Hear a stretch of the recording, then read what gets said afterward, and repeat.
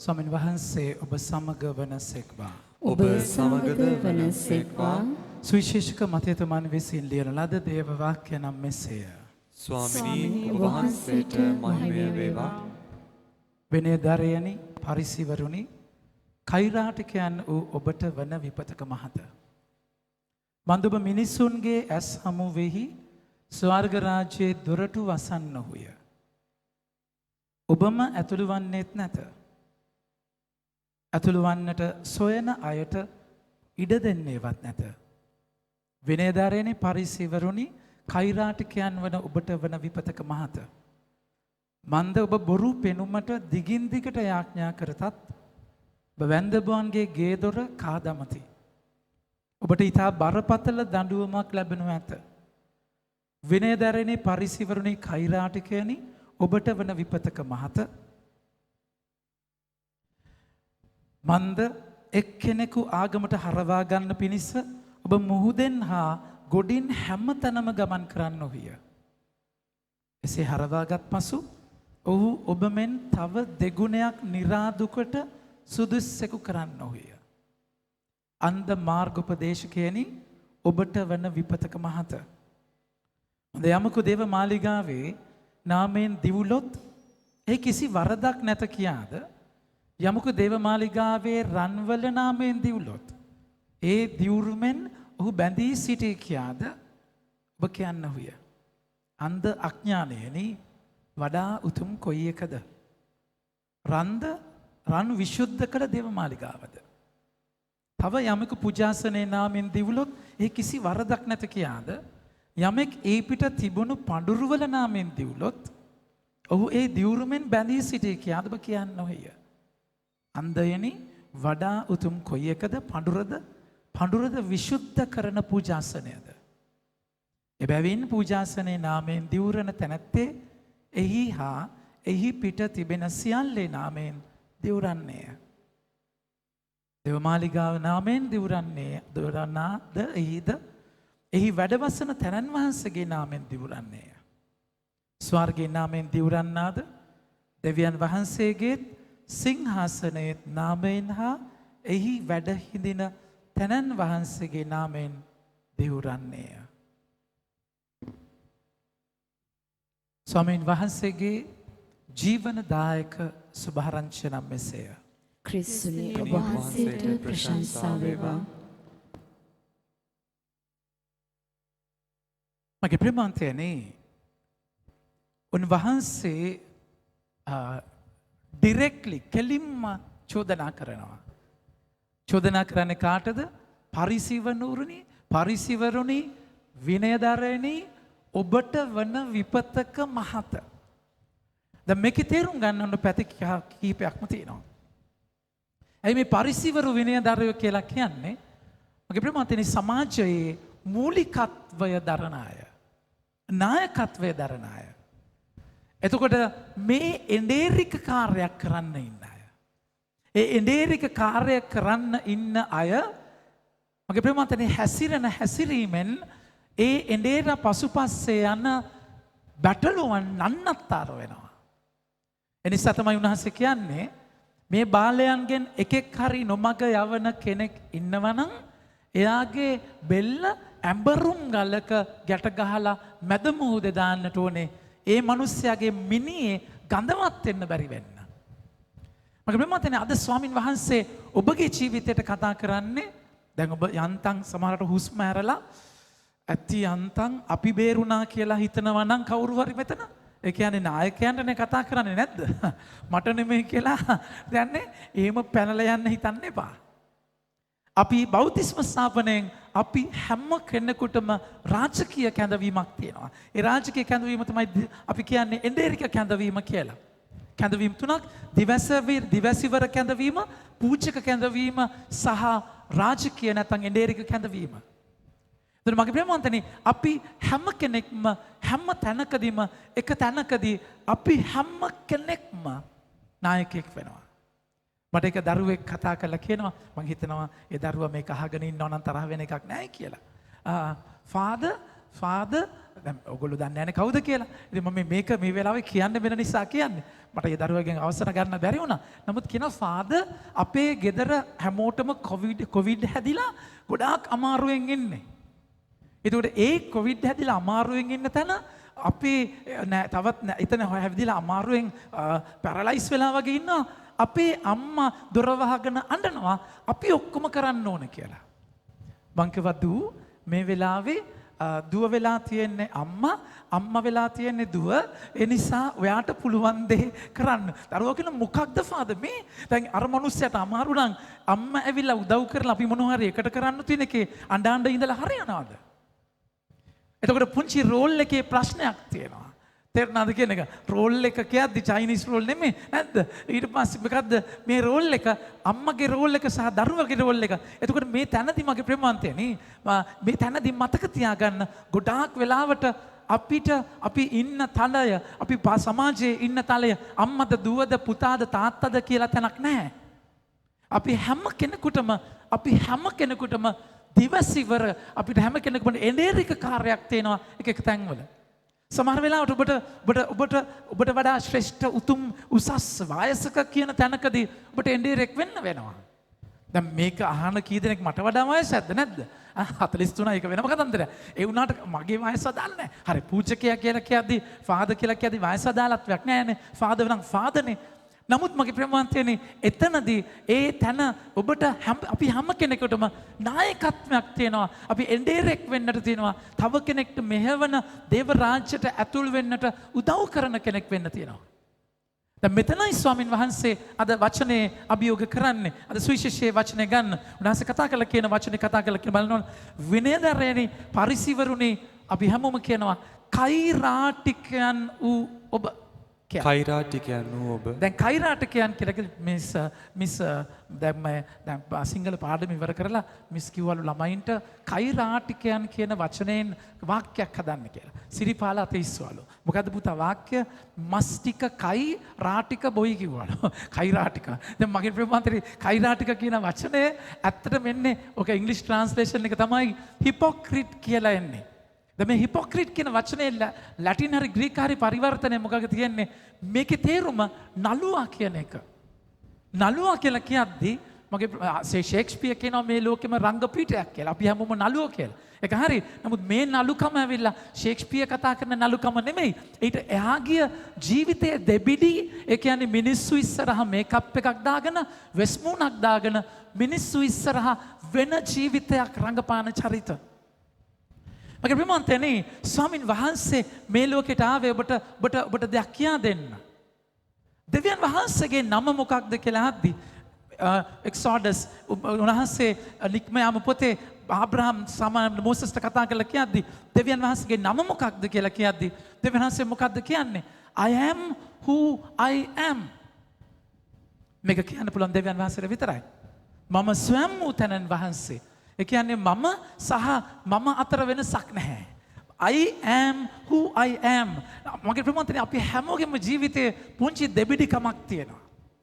ඒ කියන්නේ මම කියන තැනදී ඇත්තට මමමද කියලා නැද්ද? අපි හැමෝගෙම ජීවිතේ වහගන්න පැත්තක් තියෙනවා. දැන් ඔක තවත් ලස්සනට අපි අධ්‍යයනය කරොත් ඔක අපි කියනවා person. පුද්ගලයාට කියන්නේ person. මේක ලැටින් වලින් එන්නේ persona. persona කියලා කියන්නේ මොකක්ද? මගේ ප්‍රේමවන්තනි persona කියලා කියන්නේ වෙස්මුණක් කියන එක. ඒතර අපි හැමෝම එක්තරා විදියකට වෙස්මුණක් දාගෙන ඉන්නේ. ජීවිතේ අපි හැමෝගෙම එක්තරා අපේ ජීවිතයේ අපේ හදවත කටේද කියන එක ප්‍රශ්නයක් නේ. අපේ ඇතුළ සහ ජීවත් වෙන විදිහේ අතර පුංචි පරස්පරයක් තියෙනවා. ඒ කියන්නේ අපි හැමෝගෙම I am who I am මමමයි කියලා කියන්න බෑ. මම පොඩ්ඩක් වංගු ගහලා තමයි එතනට එන්නේ. ඉතින් අපි හැමෝගෙම ජීවිතේ ඇත්ත ජීවිතය සහ ජීවත් වෙන ජීවිතය අතර පුංචි ගැප් එකක් තියෙනවා. අද උන්වහන්සේ කතා කරන්නේ මේ ගැප් එකේ අන්තයක් ගැන මගේ ප්‍රේමවන්තයනි. ස්වාමීන් වහන්සේ කතා කරලා කියනවා කෛරාටිකයනි ඔබට වන විපතක මහත. හොඳට තේරුම් ගන්නට ඕනේ.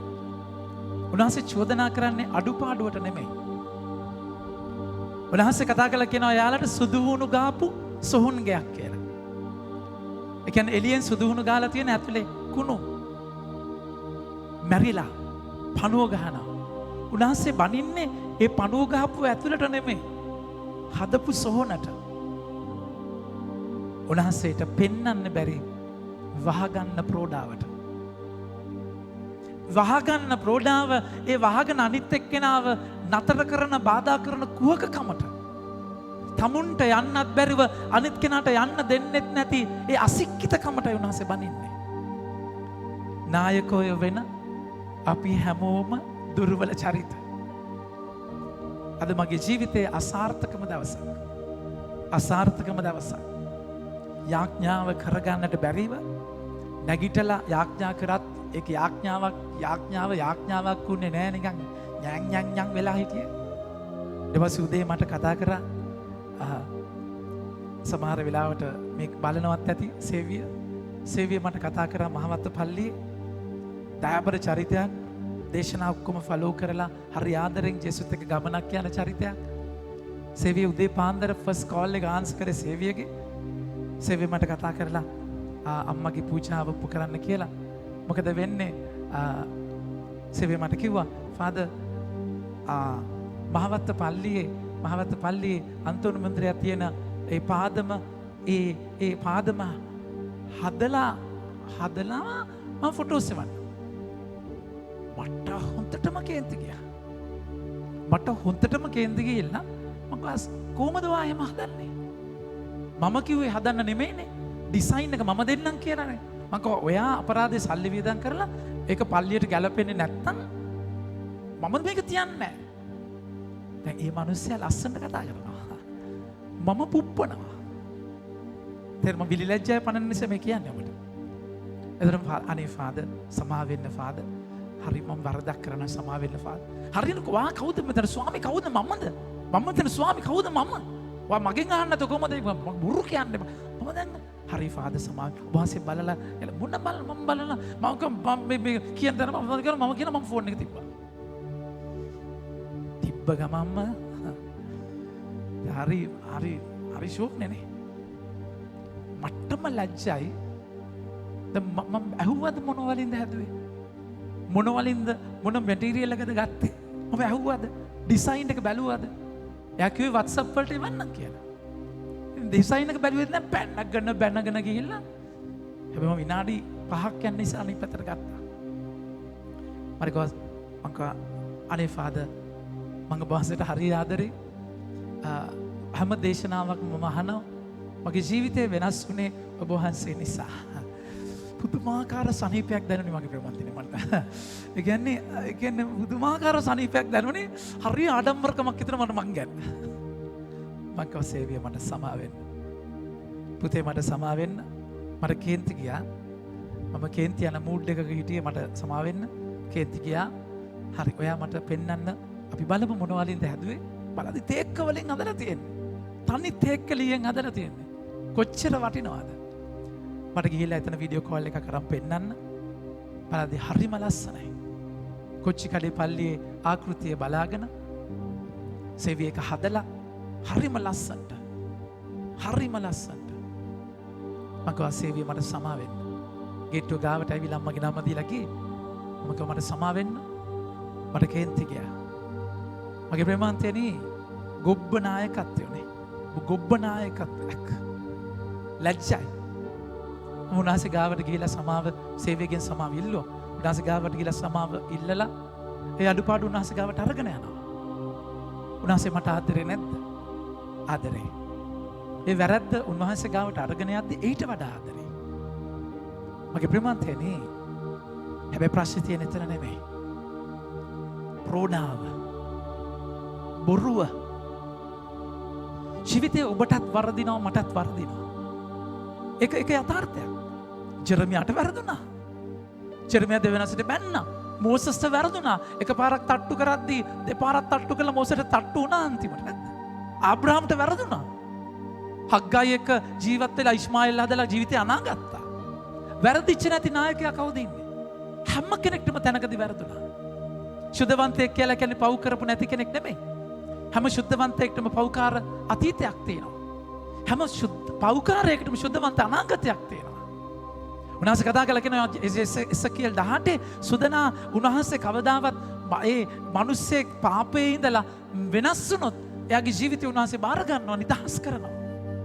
ඒත් ධර්මිෂ්ඨ කෙනා ඉඳලා අන්තිම මොහොතේ පව් කරත් එයා විනාශ වෙනවා. මගේ ප්‍රේමවන්තනේ ජේසුස් බනින්නේ අඩුපාඩුවට නෙමෙයි. ජේසුස් පේදුරුතුමාටම කිව්වනේ පේදුරු සාතන් තිරිඟු පොළන්නාක් මෙන් පොළන්නට අවසරගෙන ඇත. පේදුරුතුමාට කිව්වේ ඔයා මාව තුන් පාරක් දන්නේ නැහැ කියනවා. ගෝලයන්ට කිව්ව ඔයගොල්ලෝ මාව දාලා යනවා. ඒක නෙමෙයි ප්‍රශ්නේ. වහගන්න එක. මේ සෝන් කොතේ ප්‍රශ්නේ තියෙන්නේ. ඒක උනාසේ කෛරාටිකය කියන වචනය 4 පාරක් පාවිච්චි කරන කෛරාටිකයනේ ඔබට වන විපතක මහත. මගේ ප්‍රමාතනේ මේ කුහකකම උන්වහන්සේට අප්පිරියයි. පුංචි ළමෙක් වගේ වැටිලා උන්වහන්සේ ගාවට කිව්වනම් මගේ ප්‍රමාතනේ ආදම් මේව පව් කරයින් පස්සේ ස්වාමීන් වහන්සේ ගාවට කිව්වනම් තාත්තේ අනේ මම කෙඩි කෑවනේ තහනම් ගයි කෑවනේ අනාගත්තනේ වැඩේ. සමා වෙන්න කියලා කිව්වනම් සමහරවිට ඒක තත්ත්ව වෙනස් වෙන්න තිබුණා. ගිහිල්ලා හැංගිලා ඊටසේ කොලාතු වලින් ඇඟ වහගෙන ඒ පාපයේ බරපතල කියකම තියන්නේ වහගන්න හංග ගන්න තැන. එතනයි ප්‍රශ්නේ. ඒ කෛරාටිකකම. මගේ ප්‍රමාන්තනේ ඔය ඇත්ත වහගත්ත ගමම්ම වෙස්මුණ දාගත්ත ගමම්ම ඔබගේ ජීවිතය ඉවරයි. ඊට පස්සේ කෙලින්ම ඔබගේ ජීවිතය පාලනය කරන්නේ යකා. හරි ඔබ හිතන්න පුළුවන් එක තැනක වහගෙන එක තැනක ඔබගේ ජීවිතය ඔබට තියෙන එක ජීවිතයක් කොටස් කරලා කඩන්න බෑ. ඔබ එක තැනක ජීවිතේ වහගෙන කටයුතු කරනවා නම් එක අඩුවක් වහගෙන හොඳට මතක තියාගන්න මේ කතා කරලා කියන්නේ ඌරන්ට මුතු දාන්න නෙමෙයි. තේරුණාද කියන්නේ? මම මගේ අඩුපාඩුව මේකයි මගේ අඩුපාඩුව මේකයි කියගේ තැන් වල කියන්න එපා. ඒක මෝඩකමක්. ඌරෝ කවුද කියලා අඳුරගන්න. තමුගේ ඩිරෙක්ෂන් එකේදී පාපොච්චාරණයේදී තමුන් හරි මඟ පෙන්වීමකදී ඒක කතා කරගන්න. උන්වහන්සේ ඉස්සරහා මේක ගන්න දෙනකොට කියන්නේ එහෙම නැතුව මේ බීලා කට්ටිය ඉස්සරහා කියලා ඕපදූප කතා කරලා එක එක්කෙනාට කියලා තම ඔබගේ ස්වාම ඔබගේ පෙම්වතාට අතීතේ වැටිච්ච තැන් කියලා මේ මෝඩකම් සමහරට ඒ කියපු දේවල් අල්ලගෙන පස්සේ හොද මඩේ දානවනේ කියපු ඔබ සමහරට දුක් වෙනවා ඇති ඇයි මම මේවා කිව්වේ කියලා ජේසුස් එක්ක කරන ගනුදෙනුව ජේසුස් එක්ක තියාගන්න මේ කතා කරන්නේ ඌරන්ට මුතු දාන එක නෙමෙයි තමුගේ ජීවිතයේ දිවේ පාලනයක් තියෙන්න ඕනේ. කිව යුතු දේ මොකක්ද නොකිය මේ කතා කරන්නේ එකක් නෙමෙයි. ඒක මම මේ මෝඩකම් ඉස්සර කරලා තියෙනවා. මගේ ස්පිරිචුවල් එකට මට කතා කරලා මට වෝන් කරලා තියෙනවා. කලන අනවශ්‍ය දේවල් දේශනාවේ කියන්නේ නැහැ කියලා. මං කිව්වා අගෝස්තුනේ මුලින්ම මම කන්ෆෙෂන් එකේ කිව්වනේ බා. අගෝස්තුනේ මෙමනේ වා කලන පීරිස්ටේ කටවාගෙන ඉන්නවා. දැම්ම කියන්නේ. උන්වහන්සේ සුද්ධාත්ම මෙහෙවීමෙන් පොතක් ලියන්න කිව්වොත් ලියමු ඒක වෙනම කතන්දරයක්. එනිසා අපේ කටපාලනයක් තියෙන්නට ඕනේ. කවුද කාත් එක්කද කතා කරන්න කියලා කල්පනාවක් තියෙන්නට ඕනේ. ඒ නිසා බ්‍රේක් නැති කටවල් එක්ක අධ්‍යාත්මික ගමනක් යන්න බෑ මගේ ප්‍රමාන්තේනේ. මේ කතා කරන්නේ ජීවිතේ හැමෝටම ඇත්ත විසිකරන එක නෙමෙයි ජේසුස් එක්ක ගනුදෙනු කරන එක. ජේසුස් එක්ක පාපොච්චාරණේ අමු ඇත්ත ඔබගේ ස්පිරිචුවල් ඩිරෙක්ටර් ගාව ඇත්ත ඔබ ඩිරෙක්ට් කරන තැන ඇත්ත වෛද්‍යවරයා ගාවට ගිහලා බොරු කියන්නේ නැහැ අපි. කොරෝනාම කොච්චර හංගනවද මට ඒක හිතා ගන්න බැරි දෙයක් මගේ ප්‍රමාන්තේ. ඇයි පොසිටිව් කියලා ඇයි රෝග ලක්ෂණ තියෙනවා කියලා කියන්න බැරි. අඩු ගානේ ඒඩ්ස් නම් කමක්වත් නැහැ. තේරුණාද කියලා? එහෙම ලෙඩකුත් නෙමෙයි සමාජ රෝගයක් නෙමෙයිනේ මගේ ප්‍රමාන්තේ. ඇයි හැංගෙන්නේ? ඇයි බය වෙන්නේ? ඇයි කියන්න ලැජ්ජ වෙන්නේ? අනවශ්‍ය තැනක අපි ඉන්නේ. එනිසා ස්වාමීන් වහන්සේ කතා කරලා කියන කෛරාටිකයා වහගත්ත තැන එක සුදු වුණු ගාපු සොහොන්ගයක් මගේ ප්‍රමාන්තනේ. ජේසු මැරිලා මේකයි ලස්සනම තැන අපි එසකේල් 37 ගන්නවා. එසකේල් 37 උන්වහන්සේ ඇට සැකිලි ආයට කතා කරලා කියනවා බලන්න මේ සුදු වුණු ගාපු සොහොන්ගේට උන්වහන්සේ උත්තර දෙන විදිහ. උන්වහන්සේ උත්තර දෙන විදිහ එසකේල් 37 උන්වහන්සේ කතා කරලා කියනවා ඒ ඇට සැකිලි ආයට පණ දෙන තැනදී 11 වෙනි වගන්තිය ගන්න. එසකේල් 37 11 වෙනි වගන්තිය. ඒකට උන්වහන්සේ මට කතා කොට මෙසේ වදාළසේක මනුෂ්‍ය පුත්‍රය මේ ඇටකටු වනාහි මුළු ඊශ්‍රායෙල් වංශය අපේ ඇටකටු වියලි අපේ වංශය අපේ ඇටකටු වියලි බලාපොරොත්තු නැති වී තිබේ. අපි සහ මුලින්ම සිඳ දමනු ලැබුවෙමු ඔහු කියති. එබැවින් නුඹ දිවස් වැකි පවසමින් මහෞත්තම දෙවි ස්වාමින් වහන්සේ මෙසේ වදාරනසේකයි කියන්නේ. මගේ ජනේනි මම නුඹලාගේ සොහොන් විවර කොට නුඹලාගේ සොහොන් වලින් නුඹලා නැගිටුවා නුඹලා ඊශ්‍රායෙල් රටට පමුණුවන්නෙමි. මගේ ආදර පුතේ දූ ජේසු මරණය පරදන්න තියෙන අන්තිම සතුරා මරණය ඔබගේ ජීවිතයේ වැටෙන්න ඕනේ අසික්කිතම තැනට උන්වහන්සේ ගියා. ඒකයි ගල්ලෙනක දවස් 3ක් තැම්පත් කරේ. ඒ දවස් 3ක් ආත්මය ශරීරයෙන් ආත්මය වෙන් වුණයින් පස්සේ ශරීරයෙන් ආත්මය වෙන් වුණයින් පස්සේ ඒ ශරීරේ ගාව ආත්මය ඉන්නවා. දවස් 3කින් පස්සේ ඒ ආත්මයත් නැති වෙනවා කියනවා. ජේසු එතනකම් ඒ වෙනකම් හිටියා.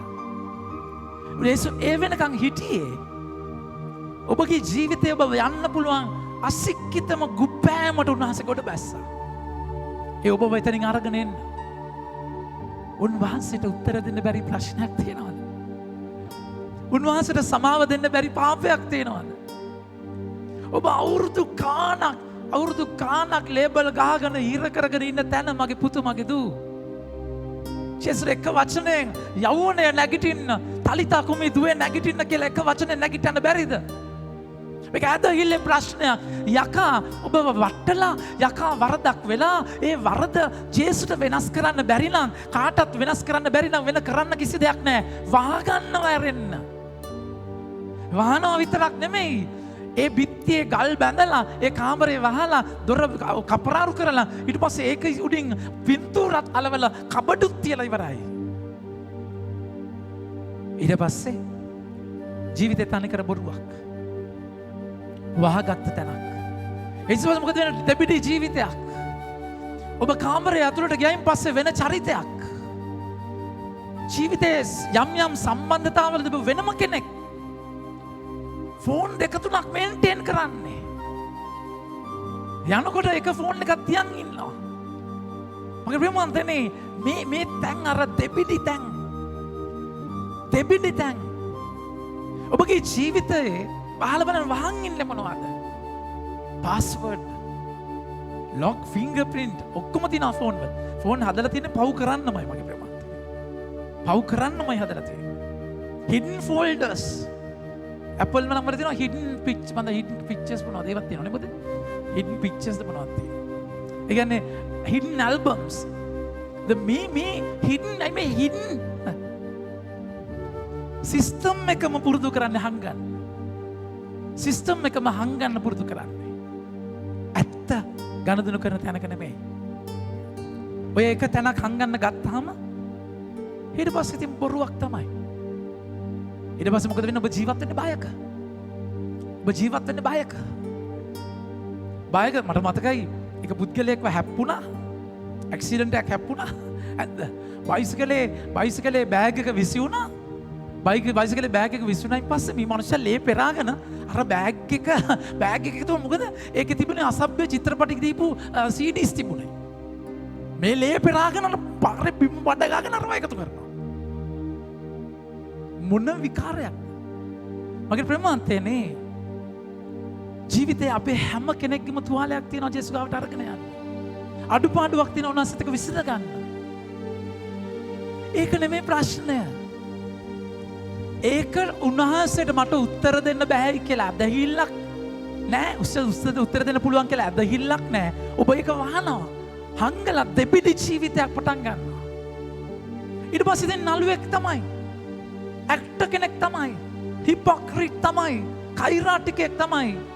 ඒකද වචනේ කතා කරලා කියන්නේ සුවිශේෂයේ ඔබට වන විපතක මහත මොකක්ද ඇයි? මන්ද ඔබ මිනිසුන්ගේ ඇස් හමුවෙහි ස්වර්ග රාජ්‍යයේ දොරටු වසන්න වූය. ඔබම ඇතුළු වන්නේ නැත. ඇතුළු වන්නට සොයන අයට ඉඩ දෙන්නේවත් නැත. ඇයි ඔබගෙන්නේ උන්වහන්සේව දකින්නේ? ඔබ නායකයෙක්නේ. ඒතර ඔබම මාර්ගය පෙන්වන්න ඉන්න කෙනා ඔබ බාධාවක් වෙනවා. පැති දෙකක් තියෙනවා. පුද්ගලයන්ව බාධා කරගන්න එපා. ඔබට මාර්ගය පෙන්නන පුද්ගලයා ඇවිල්ලා ඊතලයක් විතරයි. පුද්ගලයා ගමන් අතර වෙන්න එපා. ඔබ අනාථයි. ස්වාමි කෙනෙක් වෙන්නත් පුළුවන්. ඒ නිසා පුද්ගලයෙක් මත ගොඩ නැගෙන්න එපා. ඒ පුද්ගලයා කතා කරන වචනය මත ගොඩ නැගෙන්න. ස්වාමීන් වහන්සේ සමහර වෙලාවට ඒ පුද්ගලයා වට්ටලා ඔබව ඒ පුද්ගලයාගෙන් එහාට එතර කරන තැනකට එයි. මට හැමදාම දේශනා කරන්න බැරි වෙයි නේ. හැමදාම නෑ. සමහර උන්වහන්සේ මාව නතර කරන වෙලාවක් එයි. ඒතර මේ නතර කරයින් පස්සේ මම ගැන කියන්නම්. නතර කරයින් පස්සේ අයියෝ නතර කරන ඔබගේ ගමන නතර වුණොත් මගේ දේශනාවලට වැඩක් නෑ. ඔබ මගෙන් එතර වෙන්න ඕනේ. ඒ වචනය මම ඊතලයක් විතරයි. අර බලන්න හද කියලා සෙන් ගුරුතුමා හද පෙන්නද්දි කට්ටියම ඇඟිල්ල දිහා බලන් හිටියා. අනේ ඇඟිල්ල ඇඟිල්ල නෙමෙයි හලෝ අර හඳ. මගේ බ්‍රහ්මන්තයනේ.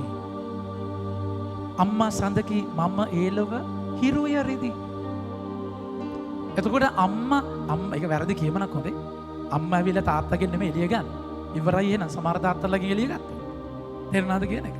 ඒ නිසා ඒක නිසා මම ඒලුවේ හිරුව කියලා කියද්දි අපි හැමෝම උන්වහන්සේගේ ඉරෙන් එළිය ගන්න හඳක් විතරයි. එතකොට හඳ එළිය අයිති ලොවටයි. හඳ අයිති ආසටයි. තේරුණාද කියන්නේ? මම ඉතින් යනවා. ඉතින් මම ප්‍රමන්තේනේ පුද්ගලයා මත නතර වෙන්න එපා. අපරාධයක්. නොමග යන්න පුද්ගලයන් ඔබ පුද්ගලයා මත නතර වුණාම තමයි පුද්ගලයා බාධාවක් වෙtti ඔබ බාධාවක් වෙන්නේ. ඔබට බාධාවක්. උනාසි කතා කරන හරි ඒ පැත්ත වෙන පැත්තක්. කෛරාන්ට කියන්නේ ඔබ යන්නෙත් නෑ යන අයට දෙන්නෙත් නෑ. ඒක අතිශයින් භයානකයි. එනිසා මගේ ප්‍රමාන්තනේ ඔබ හැම කෙනෙකුටම personal spiritual journey එකක් තියෙන්නට ඕනේ.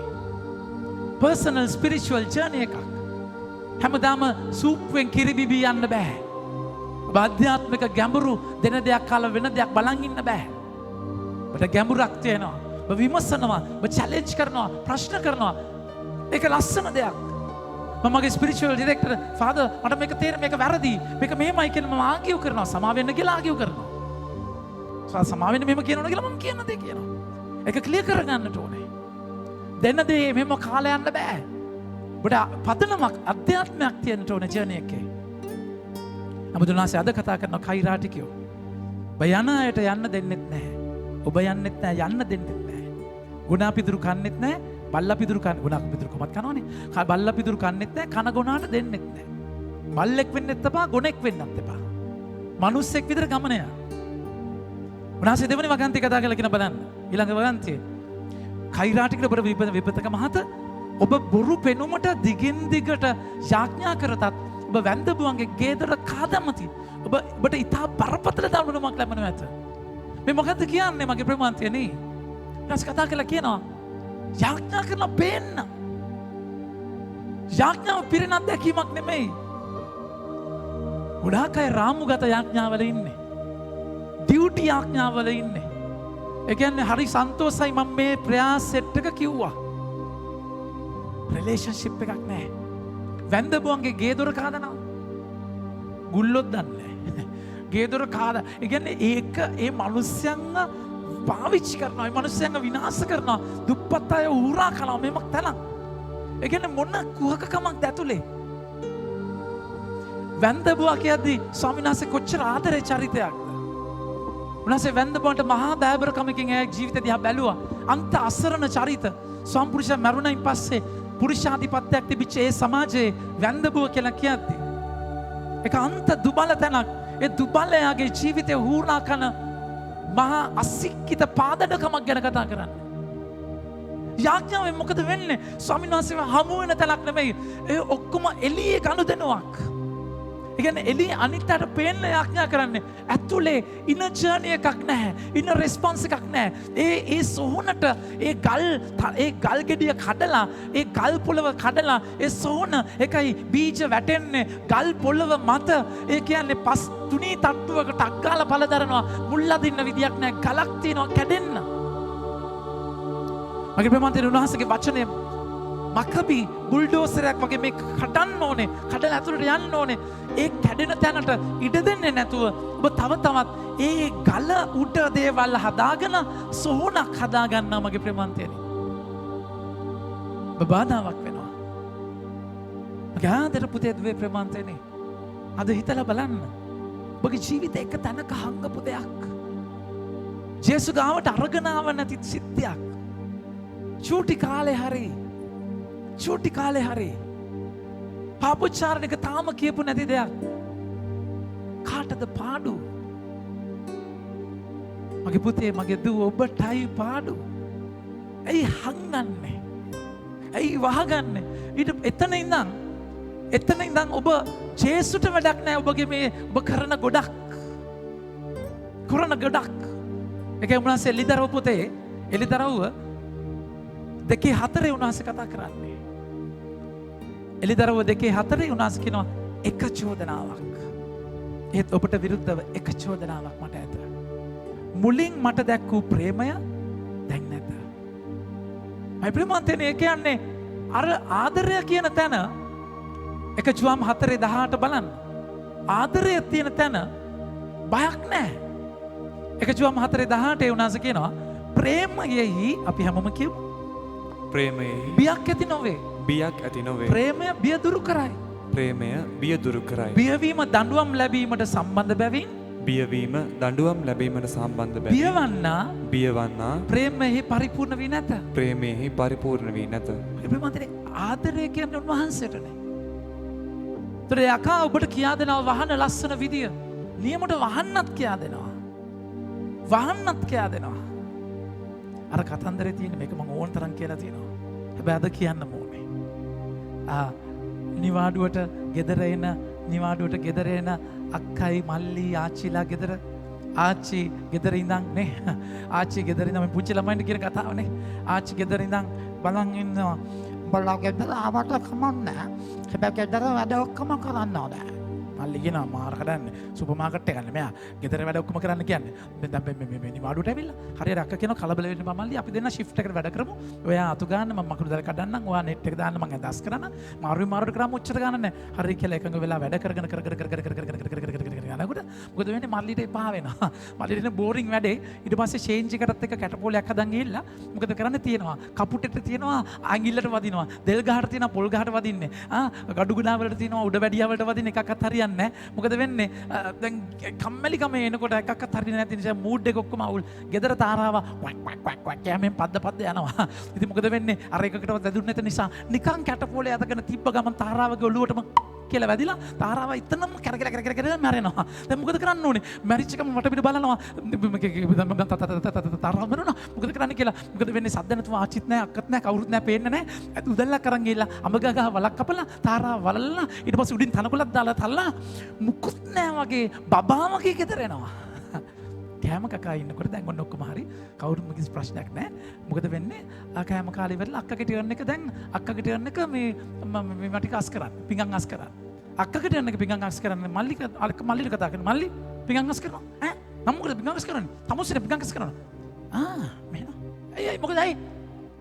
තාරාව මැරුවානේ. ආච්චිට කියනවා කියන්න බා. එන පිඟන් අස් කරනවා. හරි මම පිඟන් අස් කරන්නම් කියලා. දැන් මොන පිඟන් අස් කරනවා. දැන් පිඟන් අස් කරගෙන ගිහින් ගියත් ඔම ගිහලා ඊට පස්සේ අක්කා කියනවා ඇඳ අස් කරනවා. ඉතින් අක්කේ මම පිඟන් අස් කරන්නේ.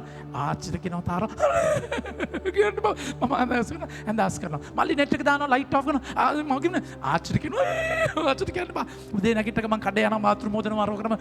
ආච්චිට කියනවා කියලා මේ මනුස්සකෙන් වැඩ ඔක්කොම ගන්නවා. දැන් මාරුන්ටට මහති එපා වෙලා සතියක් විතර වැඩ තන්නේ කර වැඩ. ආච්චිත් බලනවා අක්ක හොඳට ඉනවා, මල්ලිම වැඩ කරන්නේ මොකද කියලා.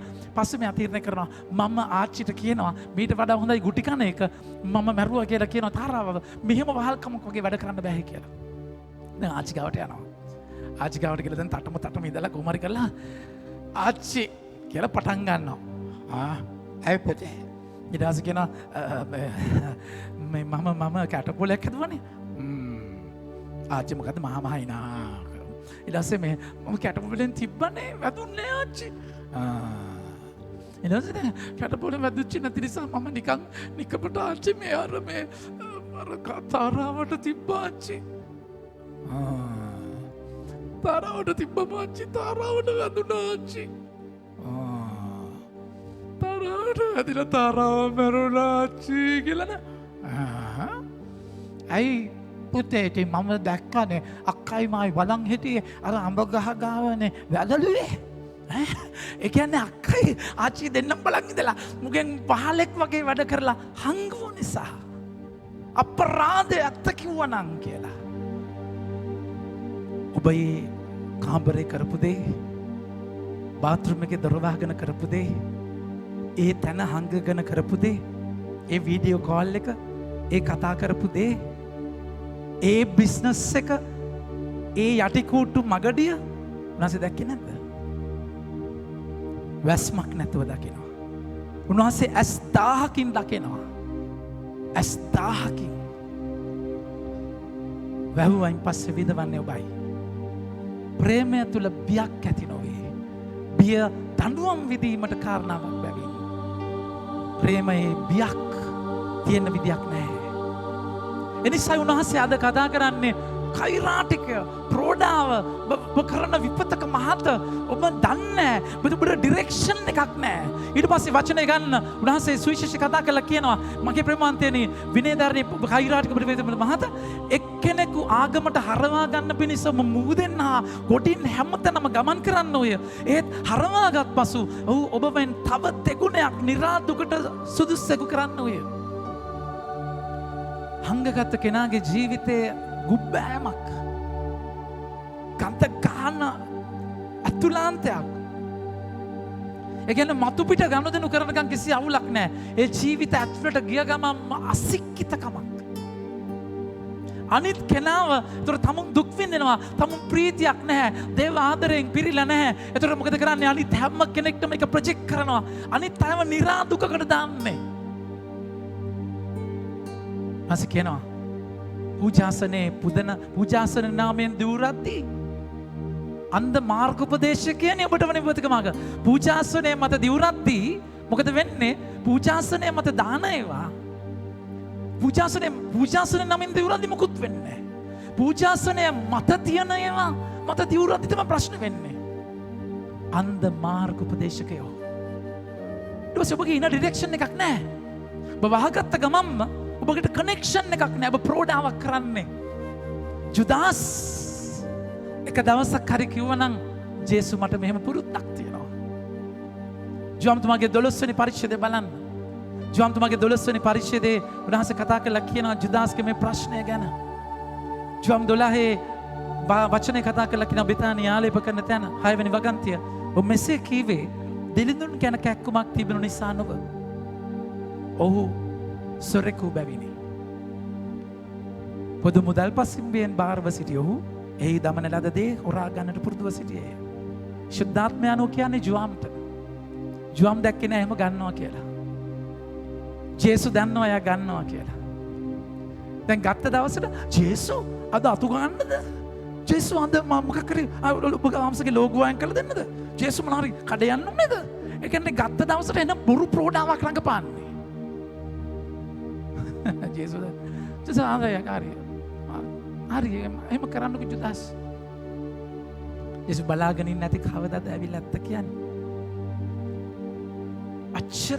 අච්චර පෞකාරයන්ට ආදරය කරන ස්වාමීන් වහන්සේ සකේයුස්ලා වගේ චරිත හොරුන්ගේ තොරු ප්‍රධානායකමියෝ අර එකයි එයා ගත්ත දෙකෙන් කොටසක් දිදුතු වර දෙන කියන්නේ එච්චර අරගෙන තියෙනවා.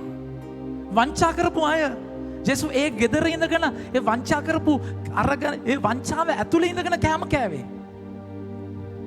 එච්චර අඩුපාඩු ආදරය කරන අඩුපාඩුවට ආදරය කරන ස්වාමීන් වහන්සේ එච්චර දේවල් කරද්දී ජුදාස් දොර වහගත්තා. ඒක තමයි උන්වහන්සේට පෙන්වන්න බැරි තැන. පෙන්වන්න බෑ. ඒ තුල ජුදාස් ගියා. එක දවසක් කවුරුත් නැති තැනක. ජුදාස් ජේසු ගාවට ඇවිල්ලා ඒ අත් දෙක අල්ලගෙන කිව්වනම් අනේ ස්වාමීනි අනේ මගේ ජේසු මට සමා වෙන්න. මේක මට අමාරුයි. මට මෙහෙම පුරුද්දක් තියෙනවා. මෙහෙම කරන්න මට පුරුද්දක් තියෙනවා. අමාරුයි මට. ජේසු පහින් ගහයිද? ජේසු වළු අත ගාලා ලං කරගෙන ඒ ආදරෙන් පිරිච්ච ගමම්ම ඒ පර්ස් එකෙන් ගන්න ඩිනාරියස් එක හෝ දෙක රිදී කාසි හෝ දෙක තුල ලැබෙන ඒ මොහොතක තෘප්තියයි ජේසුගේ ආදරය තුල දැනෙන ඒ වින්දනයයි ජීවිතස් එක මොහොතක දැනුණා නම් එදායින් පස්සේ ඒක ඉවරයි නේද? එහෙනම් ජේසු පාවා දෙන්නේ නැහැ නේද? එකයි ජේසු කියන්නේ වෛද්‍යවරයා වුණේ රෝගියාට ඒ රෝගේ ප්‍රශ්නයක් නෙමෙයි. හැබැයි රෝගියා තමුන් තනිකර මුකුත් නෑ වගේ තන්නේ ප්‍රෝඩාවක වහගෙන ජීවත් වෙන අසික්කිතකමට නැස් කියනවා විපතක්. ඔබටත් අනිත් අයටත් විපතක් ඔබ. මගේ ප්‍රේමාන්තයනි අද ජීවිතේ ඔබගේ සතුට නැති වෙලා තියෙන එතනයි. ඔබ එක තැනක බොරුවක් කරොත් ඔබ බොරුවේ පියාගේ දරුවෙක් වෙනවා. සාතන් බොරුවේ පියා බොරුව කියන්නේ බොරුව. ඇයි මේ බොරුව කියන එක පිටිපස්සේ මොකක්ද තියෙන්නේ? බය වෙන්නේ ඇයි? දේවගරුබිය නෙමෙයි. බය වෙන්නේ ඇයි? උන්වහන්සේව දන්නේ අර තුන්වෙනි සේවකයා රිදී එයාට දුන්නු එක තලෙන්තුව පොළොවේ වලලලා තියලා කියනවා ඔබ වහන්සේ නොවපුල තැනින් කපන නොවගොරතට නිලන දුෂ්ට මිනිස්සෙක්. දන්න තරම උන්වහන්සේව දන්නේ යාඥා කරාට විඳවලා නැහැ. ඒ ආදරේ තරම දන්නවනම් ඔබ මුලින්ම වැරදිච්ච තැන දුවලා කියන්නේ උන්වහන්සේට. වෙන කොහෙවත් නෙමෙයි. ඔබ දන්නවනම් උන්වහන්සේ බලාගෙන ඉන්නේ. උන්වහන්සේ දන්නවා මේ හෝදන කකුල් වලින්ම මාව පාවා දෙනවා. සාතන් අත තියනවා දන්නවා.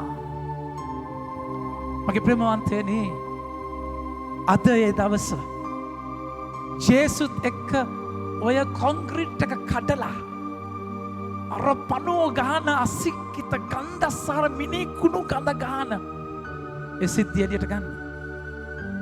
ජේසුට ගනුදෙනු කරන්න දෙන්න.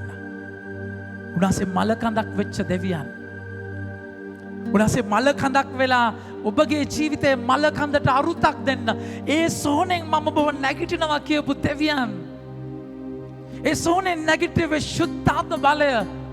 ඒ ක්‍රියාකාරී බලය ඔබ තුල තියෙනවා කියලා රෝම පොතේ කතා කරලා කියනවා. උන්වහන්සේව මරණයෙන් නැගිටපු ඒ ශුද්ධාත්ම ක්‍රියාකාරී බලය ඔබගේ ජීවිතේ මැරිච්ච තැන ක්‍රියා කරනවා. මගේ ආදර ප්‍රේමාන්තයනි යකා ඔබව මේ බොරුවට අරගෙන යනවා. ඔබ ප්‍රෝඩාවකට පෞල් ජීවිතයේ ගනුදෙනුවක්.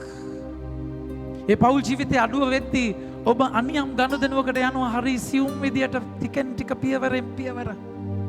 යකා උදව් කරනවා මේන්ටේන් කරගෙන යන්න අහුවෙන්නේ නැති වෙන්න. අහුවෙන්න 99න් සිත්‍යම් අහුවෙන්න ගිහිල්ලා බේරෙනවා. ප්‍රේස් ද ලෝඩ් ස්වාමීනි වහන්සේට ස්තුතියි. මාර ස්තුතියක් උන්වහන්සේට.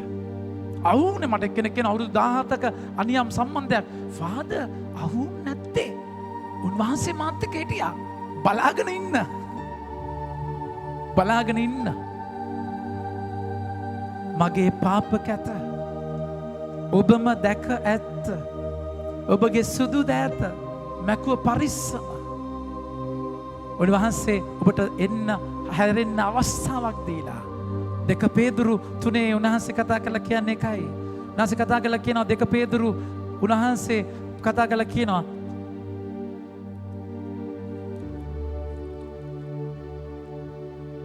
උන්වහන්සේ කතා කරලා කියනවා 9 දෙවෙනි කොටස.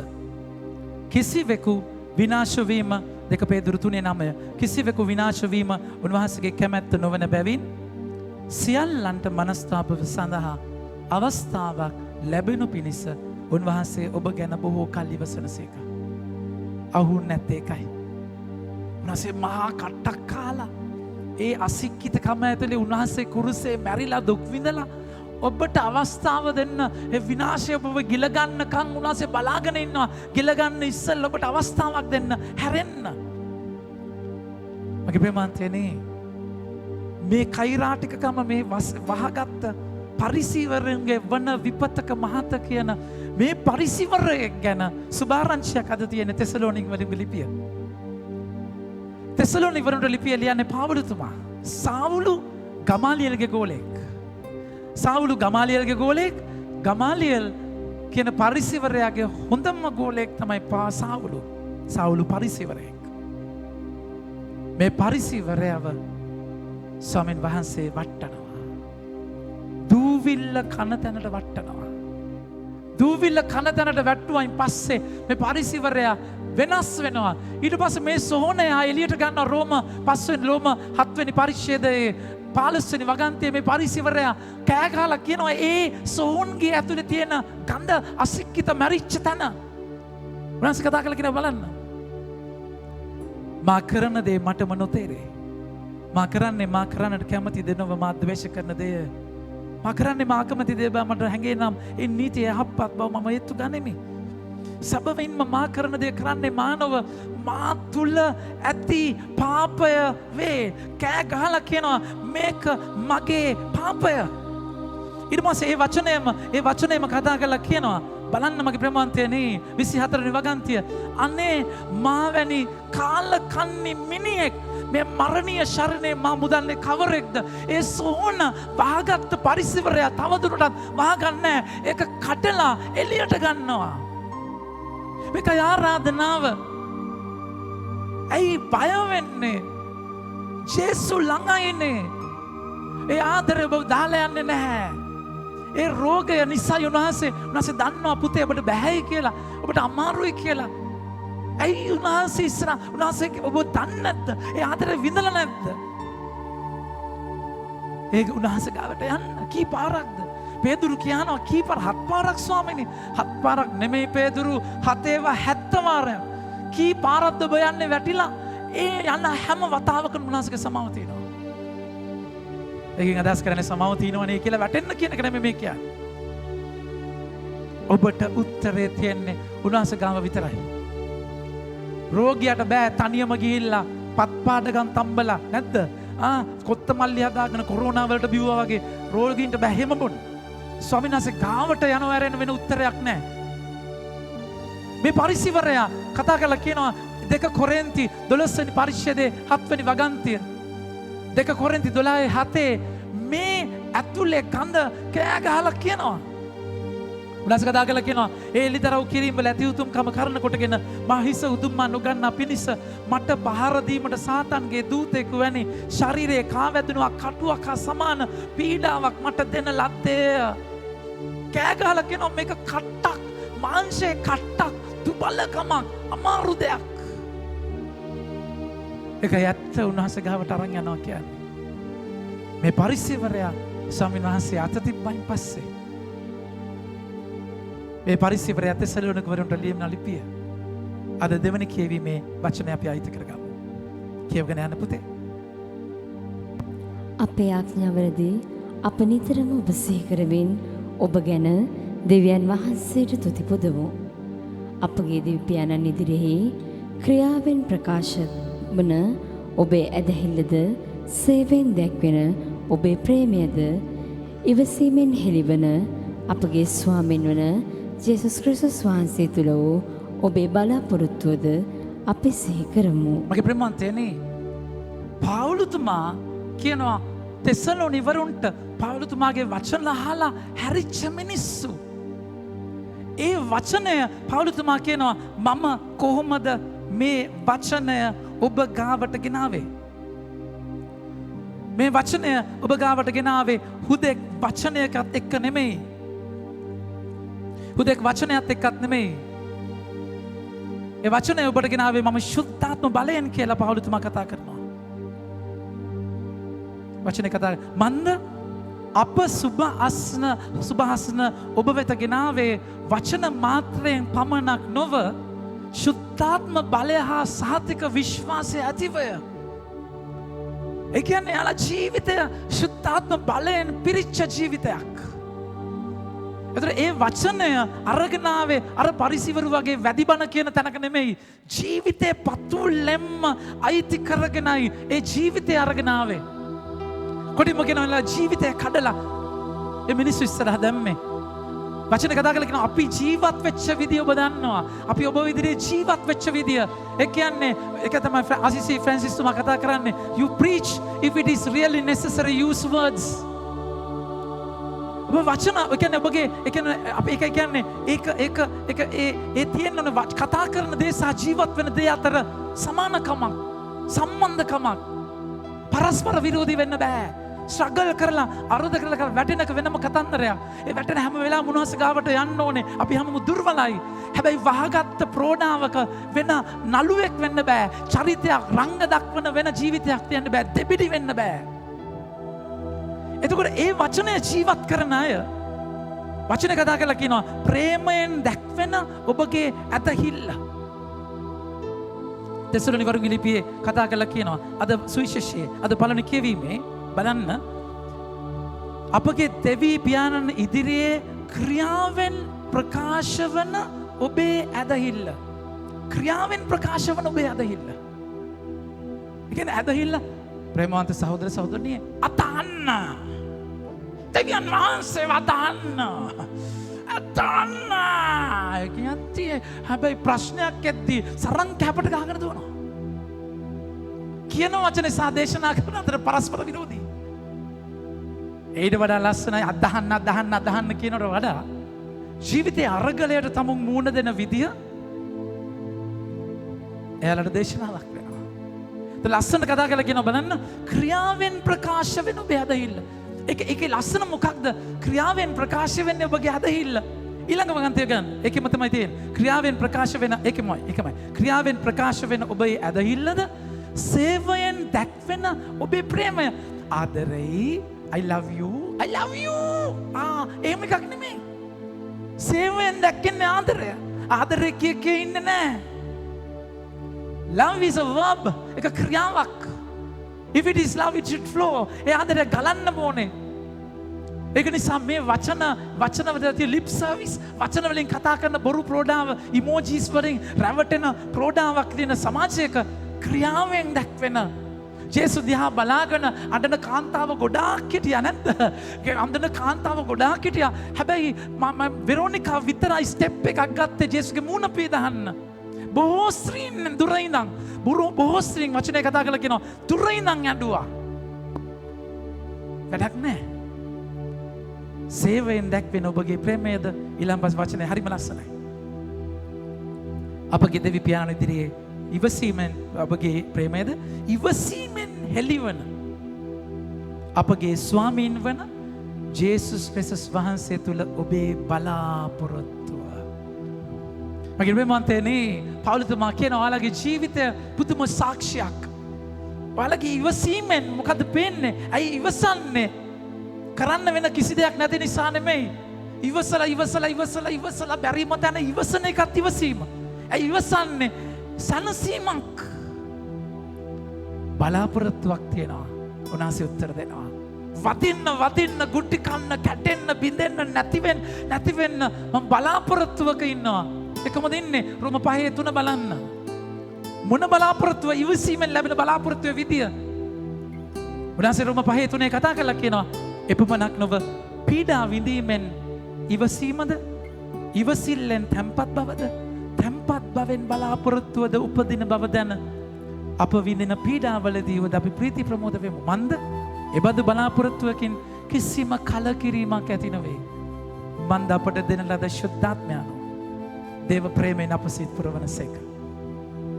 මගේ ආදර ප්‍රේමාන්තයනි තාත්තා පුතා අතර බැඳීම ශුද්ධාත්මයන් වහන්සේ.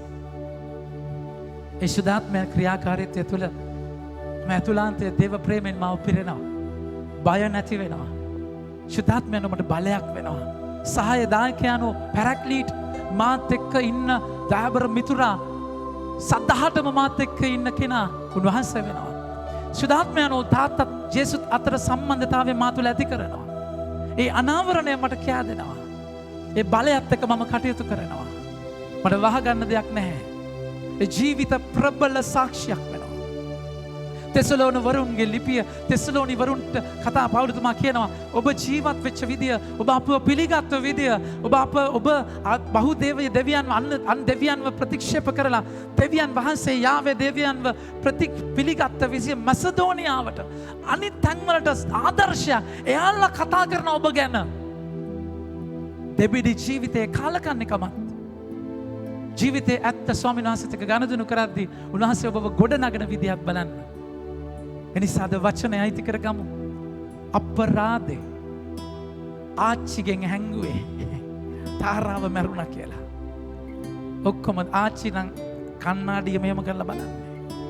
සියල්ල දකින ස්වාමින් වහන්සේ ඔබගේ සොහොන දන්නවා.